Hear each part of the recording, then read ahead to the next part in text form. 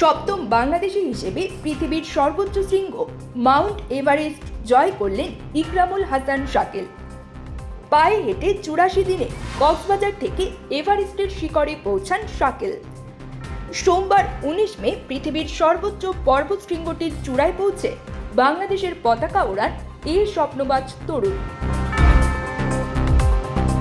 দুপুরে ফেসবুক পেজে দেয়া এক স্ট্যাটাসে ইকরামুল হাসান শাকিলের অভিযান সমন্বয়করা জানান, এইমাত্র খবর পেলাম শাকিল সামিট করেছে এবং সুস্থ আছে।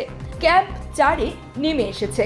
নেটওয়ার্ক না থাকায় বিস্তারিত তথ্য এখন দেয়া যাচ্ছে না।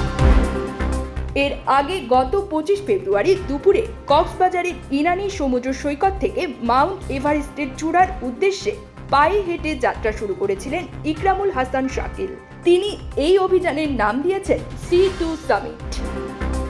C2 সামিট অভিযানে তিনি চট্টগ্রাম, ফেনী, কুমিল্লা ও মুন্সিগঞ্জ হয়ে ১২ দিন পর ঢাকায় পৌঁছান।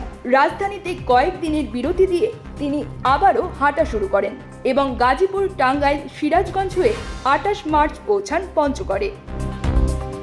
২৯ মার্চ ইকরামুল হাসান বাংলাদেশ থেকে প্রবেশ করেন ভারতে। এরপর ভারতের জলপাইগুড়ি, দার্জিলিং হয়ে ৩১ মার্চ পৌঁছান নেপালে।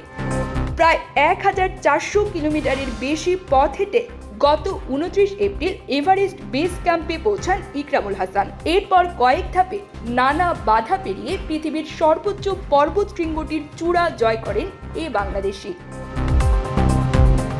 এর আগে ১৯৯০ সালে অস্ট্রেলিয়ার পর্বতারোহী টিম ম্যাকার্টনি স্লেট ভারতের গঙ্গাসাগর থেকে ৯৬ দিনে প্রায় ১,২০০ কিলোমিটার পথ পাড়ি দিয়ে পৃথিবীর সর্বোচ্চ শৃঙ্গে পদচিহ্ন রাখেন।